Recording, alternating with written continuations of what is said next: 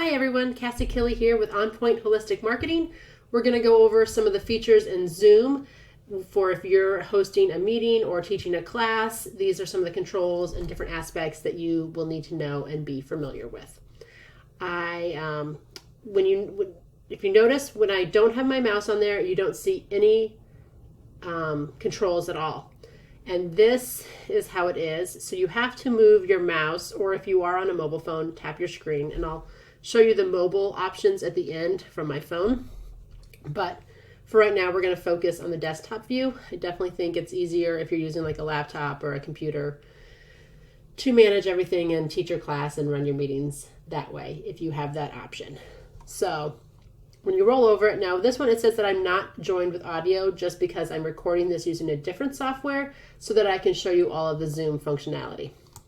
But anyway, if you are ever having problems with it, you can click on here to test it and ask all the questions. I'm not going to do that right now because I have everything turned off for this recording.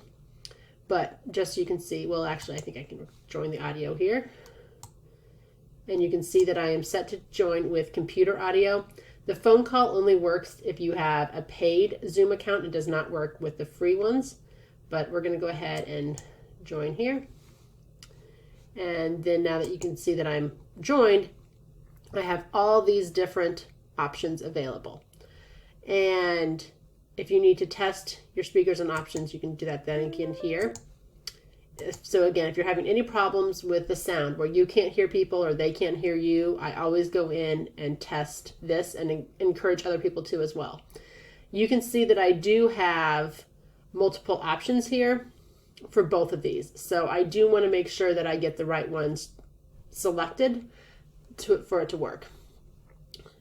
And oops, okay, let's click off that.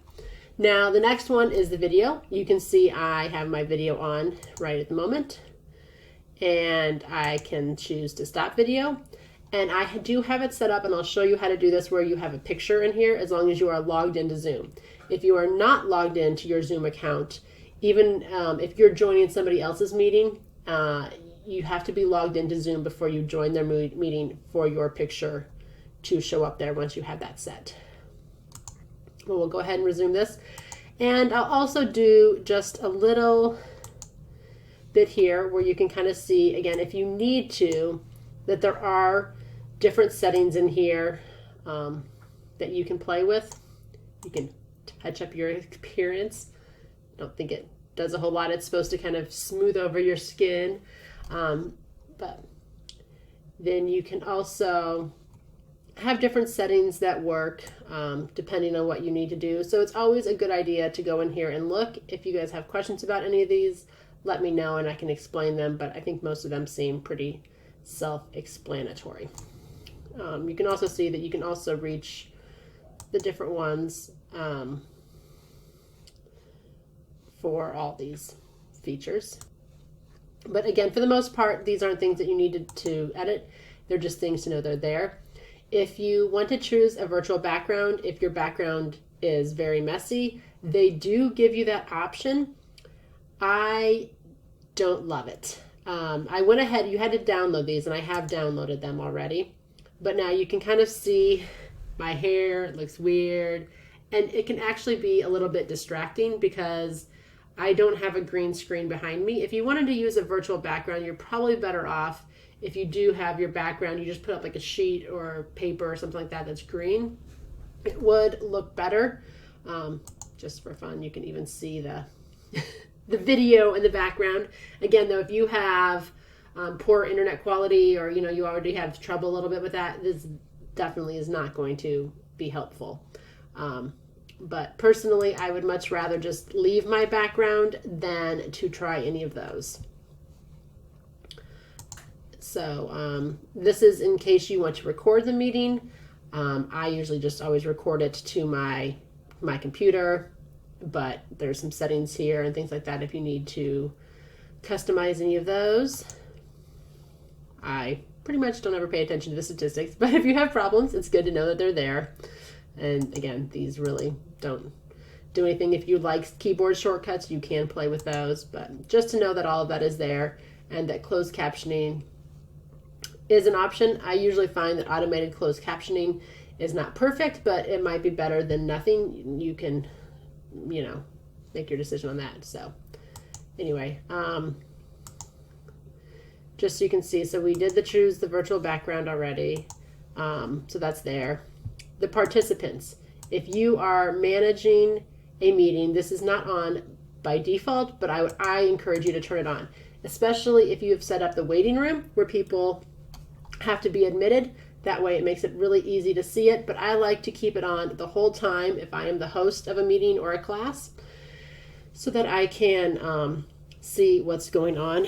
And in fact, let's see here. I'm going to pull up on my phone, for example, and you can see, got to tap on here, and I'm going to raise my hand. So now, there is the hand here, but also over here. So it kind of just gives you another place to have a nice little visual cue, especially if you have multiple people in there that you can see that. You can lower the hand once you've answered their question and you've called on them. So anyway, you just turn that on and off here. You also, if you have joined a call and somebody's not there and you want to send a quick invite, you can access that by clicking on invite, which will pull this up. You can copy the link, or you can actually just use your email. You also have the capabilities to mute everybody from here or unmute them all, which again, if you have a lot of people, the unmute all can be tricky depending on where they're at. If there's any background noise or things like that, it can get really crazy. But if you're doing a class with, where people are in quiet locations, that is completely fine as well. But if you have background noise and you don't want to be like, is that you? Is that you? You can just mute everybody and then let them unmute themselves as needed to speak or interact. And then you also can see here with these three little dots that you may want to use when you've started your meeting. If you didn't have the waiting room enabled, you can always add that. You can have a sound so you know when people come and go if you need to. Again, automatically mute everybody upon entry if you're concerned, but I think for the most part that's probably not going to be something you guys need to do. It's easier to let everybody come on unmuted and make sure their sound works and you can engage and get all that stuff out of the way. And then if you're having problems with sound and background noise, then mute people. At least that's my personal advice. Lock meetings so nobody else can join. Let's see. Now I have turned on, you will probably not see polls by default unless you go into the settings and turn that on. And that is also, I believe, a paid feature. I don't think you get that with the free account either way. Now this is something that I can have set up beforehand, which I did not for this, but I can also add it now, except, oh, there it is, poll. Normally it shows it to me at the bottom of the screen, so I was confused for a moment the way that this one worked. And so here, you could type it. So this is not something you probably want to do live during the meeting. As you can see, it takes a little bit of time. And we will go in and I will show you how to set that up before the meeting so that it's already ready to go. The chat is also something that you can turn on and off. If I have, not polls. If I have the participants off, you can turn the chat on. You can see the chat takes up the whole thing. Now, again, this is something that you will want to pay attention to if you want everybody to be able to chat amongst themselves or not. That is a setting that you can choose here. So the participants can chat with no one. They can chat only with you as the host, or they can chat with everyone publicly, or they can chat with everyone publicly and privately. So where I could, Reflexology rocks is my my cell phone here, just so I have something on the call for the demo here. So see, this says it's privately, like I can just message just that, or I can message, if there were multiple people, everybody could see that. So that would be something, again, especially if you're running a class, you need to decide and choose beforehand who you want people to be able to chat with and how they can. Okay, so back to participants are on, where you can see that. And Sometimes I've noticed as far as raising the hand goes, that can be, so there's the reactions. Sometimes I've noticed that that's kind of a weird thing, and where again, I'm the host, you're not probably going to see it, but, oh, go away. If you're not seeing it, sometimes just turning it on and off can also make it come back. I've noticed if I'm an attendee and I don't see that option, you can just tell people to click participants on and then back off again. And yeah, you can give reactions. Nothing too exciting there if you want to record it. Now, I don't have 3 people on here, so I cannot actually show you the spotlight properly. But when you are teaching a class and you want to make your picture be the full one rather than have all the squares show, when you click on the 3 things, there will be a spotlight option, but you have to have at least 3 people on the call to do that. Instead, you can pin the video, which is sort of similar, and then you would see all the people up there. Also, kind of the same thing. Like if it's just you and another person, or even you and multiple people, this only affects your view. If you click on the gallery view versus the speaker view. And with the speaker view, it will change as each different person's like now. So if this person started talking, they would become the big one. Except I'd have to unpin it first. There we go. See now, Reflexology rocks. But yes, but as for the class, you're going to want to click on this and do the spotlight video. You can also spotlight other people, which again, I can't do it because I don't have 3 people. But if you want somebody else to be the one who's spotlighted for all the people in the class, you have to use the word spotlight, not pin, and not speaker view. So anyway, you also can have some other options that you can do with your other attendees there too. So those are all of the main things I think you would need to use that are within the Zoom control panel itself. Now I'm going to take you to the Zoom account because there's a few things that you might want to know how to do in here before you start your meeting. Now I have a different video that shows you how to set up the different kinds. If you're going to run a class or you're going to want to use any special features, I definitely prefer to actually create a specific meeting. Now, first though, I'm starting out, I'm on my personal profile. Okay, so if I go into Zoom and I click on my account, this is where it takes me. This is what I mentioned earlier where you can upload or change your picture. So, and your name if you needed, and what shows up there. Then if you want to schedule a meeting, you will need to go into meetings and schedule a meeting. And this is where some of the more important things I feel are set. So how you want to set the tone for the class. Again, if you want that waiting room or not, if you want people to have to be admitted by you before they can see or interact with anybody else, then you will want to turn this on. If you're doing something where it's maybe like less or more informal and you're just meeting with a group of people that you meet with regularly, you don't want to make them wait for you to show up, then you uncheck this box and then whoever gets on first and second, they can all see each other just fine. I personally, the defaults for this do tend to be off, so you have to intentionally choose to make these on. I feel that it makes it easier for the participants.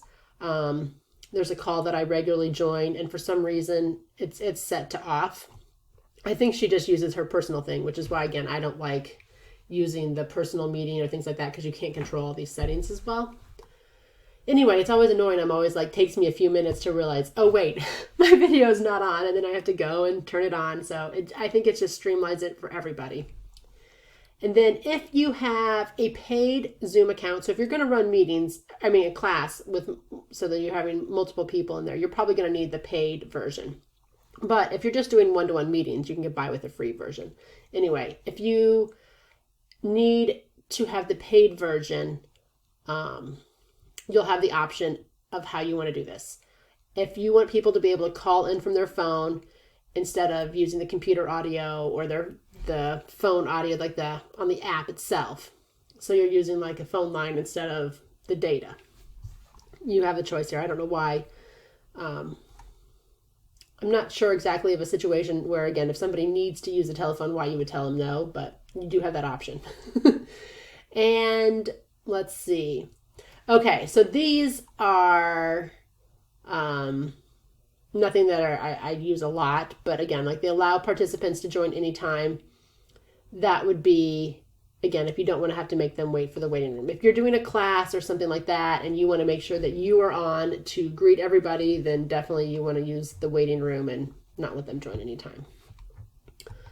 So once I hit save on this, and then that's where you can get your invitation and your link. But it's also at this point is when you can create the polls. So now if you have the polls feature turned on, that's where you can hit add and you can fill in your polls. If you do not see this option, and by default you probably won't, you will have to go into your settings and change that.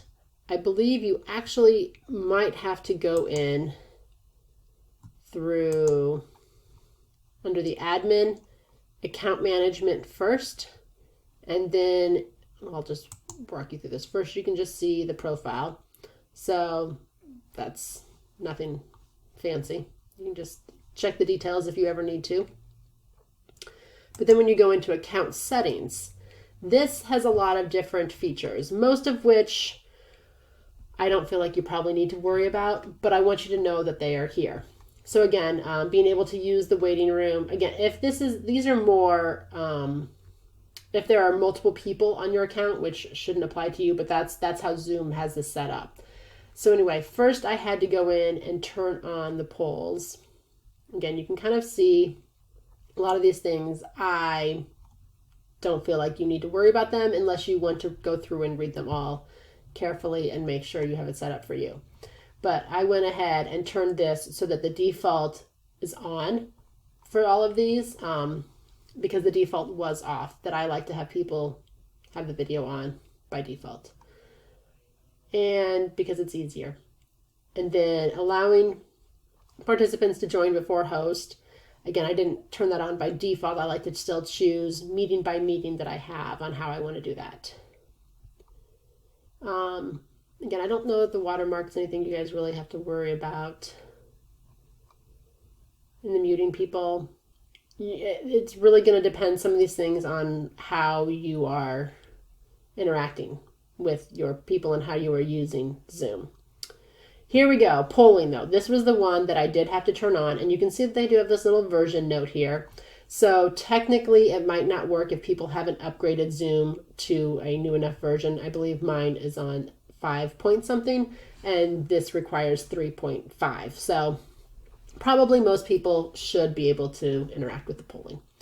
It would not work though, obviously, with people who are calling in and not using like a screen to view the meeting. So anyway, you can keep, oh, here's another one though, the screen sharing. Again, depends on what kind of a class or meeting that you're running on whether or not you want to do that. But personally, I don't like having to always go in and tell people that they can give them permission to turn on their to screen share. So I went ahead and said that all participants can share by default. And again, you can just so you know, you can scroll through all these things. If you want to get email notifications, that might be, oh, that's showing me the calendar integrations first. So again, if you use a digital calendar and you want to integrate it, but here we go. So these would be when you get notified by an email, if you need to get it for any of these reasons. Okay, so we're going to scroll back up. Oh wait, there's admin options at the bottom, just in case, just so you can see. Again, these are things that I didn't touch at all. There's very few things I needed to touch. It was mostly turning on a few things. But then you have to go back up to your personal settings. And then also now make sure that they are turned on here, because that doesn't necessarily always work in both places. So again, I've turned on the host videos and I turned on polling somewhere down here. Keep scrolling. There it is, polling. So now that is why I have the polling option. And I do think that can be a helpful feature for classes. And then back to my screen sharing. Although I do believe that this still doesn't actually work perfectly, but we'll see when we get there. Okay, so that should be all of the Zoom functions and features that you need on the to know ahead of time. Now I'm going to, trying to pull up my, why is Zoom not wanting to bring me back? Oh well, I was going to test the screen sharing, but I can actually do that on the phone for you instead. Oh, here we go. So, well, maybe that was a good thing. For some reason, I know, I minimized this. That's what I did. I clicked up here and I hit minimize, and that brought this down here. So now I don't see myself, I just see the person that I'm talking to. And so if there were multiple people, it would show a list of them. And you can hide it completely. But that's why when I, let's see here. You can't really see at the bottom when I click on the Zoom icon here. I'm gonna have to move this down so you can see that. Oh, not moving the right one. Here we go. I'm moving my recording screen. Oh, nope, it's not gonna let me do it. But at the bottom of my screen, I'm gonna minimize this again. Okay, at the bottom of my screen, when I click on the Zoom icon, it gives me two choices. It gives me the actual Zoom window normally, or it gives me this, I'm going to pull it over here for you, the little app. So when I minimized this, and I couldn't pull it back up because you can see I just have this. So anyway, that's probably helpful for you guys to all know, because that's easy to do if you're switching between things when you're running a meeting, to how to easily get that back. And that's another thing I will say is make sure you practice some of these things. You practice hopping back and forth between the different ones. Oh, no, I did not show you screen sharing. Okay. First, I said I was going to test if I can share on my phone. Oh, you know what? I can. I will show you guys this later, but you can see I did not have to authorize anything. I think the settings finally kicked in. When I was testing it yesterday, it didn't work, but maybe this is a new meeting. This was a brand new meeting. It probably didn't work retroactively on my old meetings. So I created a new meeting, and now I don't have to turn on that sharing option. So, okay, oops. I am pulling out of my thing. Okay. So when you go to share your screen, this is a very, very important thing. Now I have all kinds of things open right now. I actually have two monitors, which might make this a little bit more confusing. So you can see though that I have screen 1, screen 2, and I will, if anybody else has two monitors, I will mention that, it's the pricing for Square.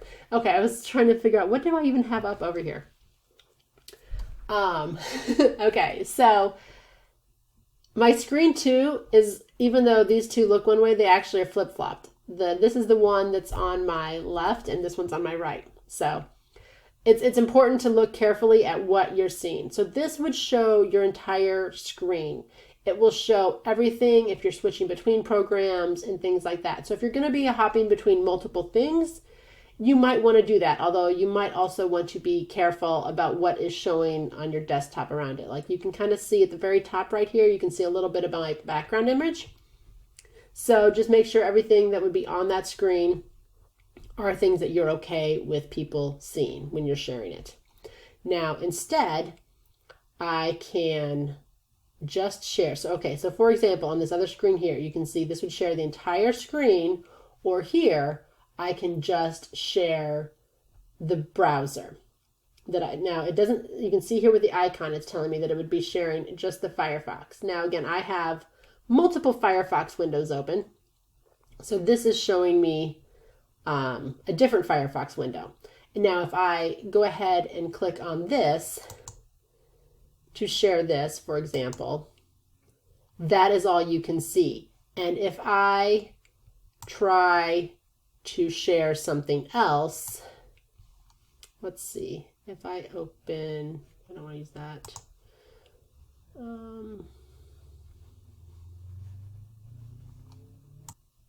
Okay, I brought over my file folder and you could not see it. You can still only see, oops, I lost it again. Anyway, I brought over my file folder and I wanted to show you maybe a graphic that I opened. But you cannot see that because I just shared my thing. Now I can come up here and, ooh, you know what though? I need to move these all back up for you guys. Hold on a second here. Oh, except you know what? I lied. You could see my thing because I'm not sharing with Zoom. I am sharing with, I'm recording my screen. I'm sorry, guys. Too many technologies and too many things. Okay. Anyway, I pulled this over and you would not be able to see it normally.